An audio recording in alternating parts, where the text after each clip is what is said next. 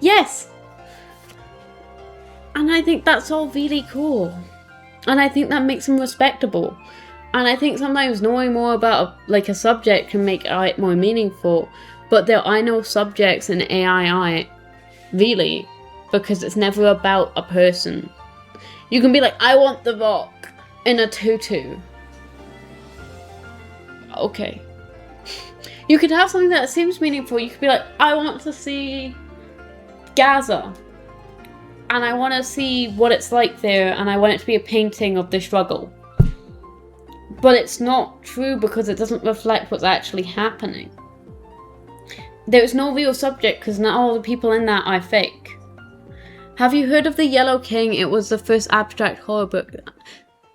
I really like that book. That's cool. Tell me about it. See? You have a motive and feelings and things you attach to because you're human. And that will innately decide on what you do within your art, right? You clearly draw, and I think that's great. But through doing that, you make decisions based off stuff you enjoy, you like, and you think about. And that's what makes it interesting, right? I draw. I like trees, and I like the countryside, because that's where I grew up. Like, I struggle within a city because I can't get enough headspace. I'm also exceptionally techie. Right? These are things that make up me, but why I draw trees is because I simply like them. There is a unique artist. Okay.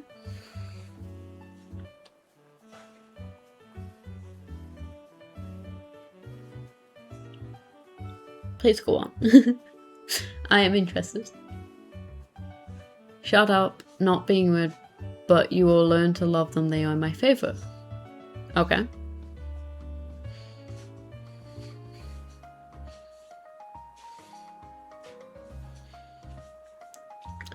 I do think it's funny to join a... Right, I know you said shut up, but I won't. But I think it's funny to join a just chatting stream and then tell the person you're watching to shush. You might be my only viewer, but I need to pretend like I have hundreds.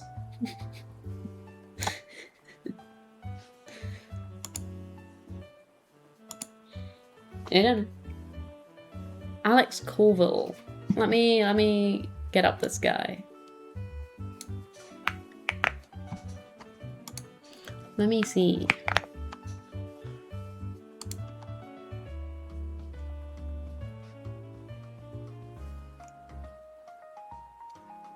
Okay.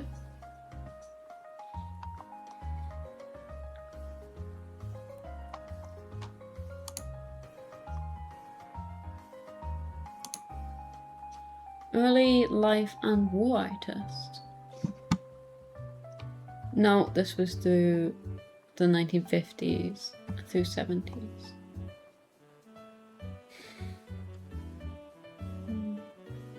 Peru.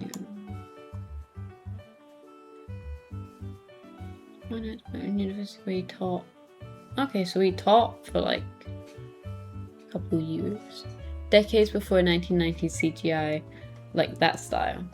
I think it's really interesting how he has no knowledge of what's to come, and I will show off one image especially that looks like straight out of The Sims. I won't lie. I think this will show just fine. Yeah. Like, this looks like a Sims one. I will get it right. There we go. That's cool. I will say that is very cool. I will give that, right? I think that's sick. That's alright. I want to know how he figured out to draw like that, but what I'll also say is his anatomy is great, but uses harsh lines where people normally wouldn't, and that's what gives off the style. The boat's rendering, his art's weirdly flat with so much dimension, which I think is what gives it this like CGI'd look, or like this actual polygon-y look, which is sick. I can agree with you there. I think that's amazing. I think it's really nice. I like an interesting design style. I don't necessarily have one myself. All I do is I really like to elongate the figure. I'm short. whatever. But I like long, stretched out figures, and I think that's cool. His art is unique, it's artistic to him, he was in WW2. This is how he coped through art. It's very interesting. Exactly. I don't see what... I don't understand is how you can have so much appreciation for that and then still also appreciate AI art, because it loses all the things that make him interesting. It loses all the story, the concept, the thinking.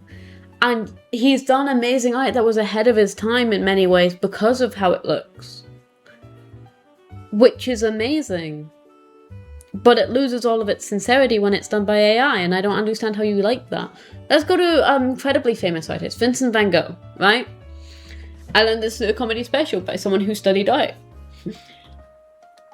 Vincent was on a medicine, right, that made yellow look far more vibrant to him, and that is why we have the sunflowers. He drew them because he was experiencing yellow as if it was like a high. So he painted sunflowers, and we think they're beautiful. We do not have the same medicine he was on. I think it's great. I think he was an incredibly troubled man, but you know what was amazing? He had a brother. He looked after him his entire life. It's how he afforded paint. He never sold a painting, but guess what? He had something more worth far more. And that makes his art look so much more interesting, because with that knowledge, you know why he's drawing a psychiatrist. You know why he was drawing himself in such a way, because that's how he viewed it. He was a very non-biased person in that sense. But like, I think it's so interesting that we can go, art has so much depth, but it has so much depth within the connection to the person and connection to their attachment to said subject. It's what makes it interesting. I don't think this is why I don't like realism that much, right?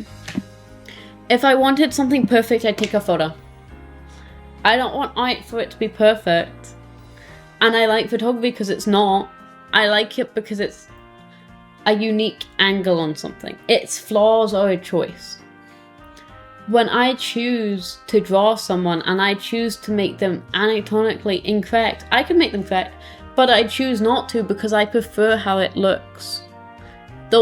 Each decision can make a massive difference. And I think that's incredible. Hehehe. Sorry, I'm really happy with the keyboard. Thank you, Echo.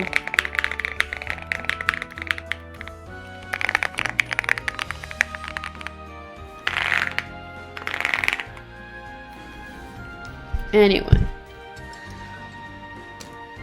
Since that is all out the way, and this has been changed up, I will have to probably wrap up here. It's been a really short one today, unfortunately. Normally I like to have them longer, but I need to get the place ready because I'm having too many visitors. And I need to make this into a short before my ass gets whooped because I've taken a little too long on this. But I want you to look up Ansel Adams. Okay. I'll do that and then I will go. Let's see. Landscape photographer, environment, black and white images.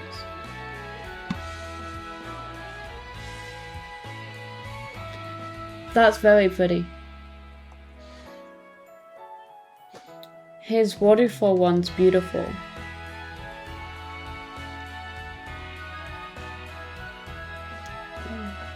He's got really nice rules of thirds.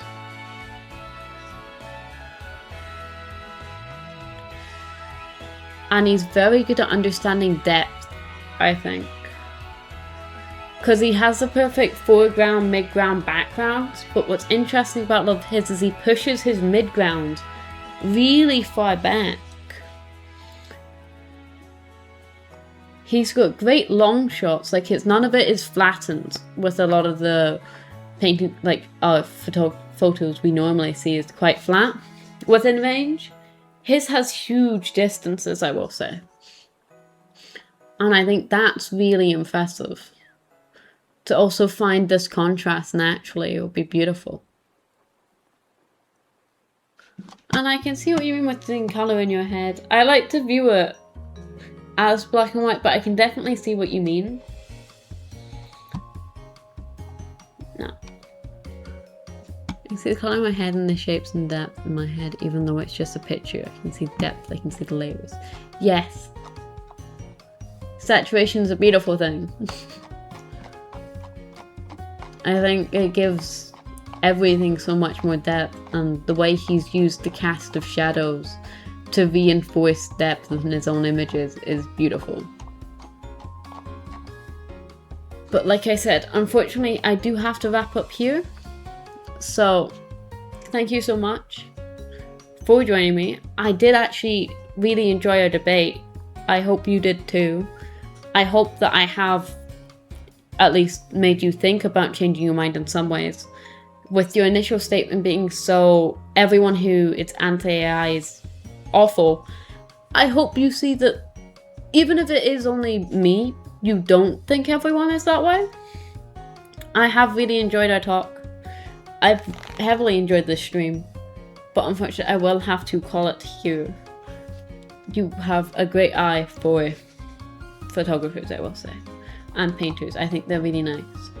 I do think they're a style I tend not to look into much, as I enjoy absurdism and abstraction a lot more, but very good, I will say. Anyway, like I said, I'll have a wrap here and I'll see you guys later. Toodles.